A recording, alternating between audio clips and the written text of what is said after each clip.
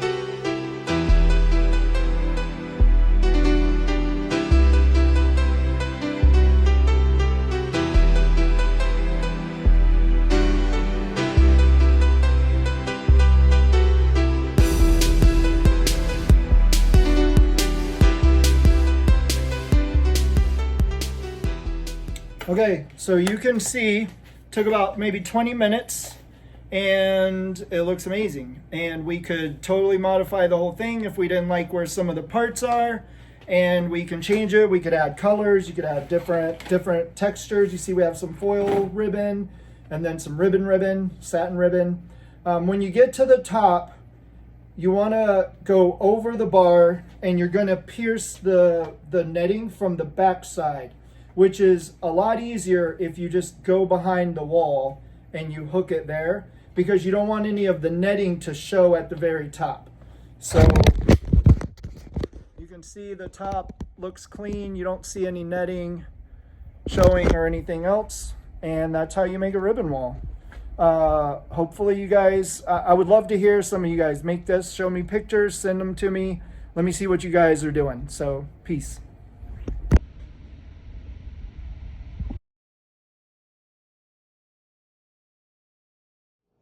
Join the Balloon Guild community for access to a growing library of balloon decor recipes, exclusive templates, webinars, and direct support from experts. Benefit from special discounts, members-only events, skill development opportunities, and a say in future content to elevate your business and expertise in the balloon decor industry. To join, visit theballoonguild.com now.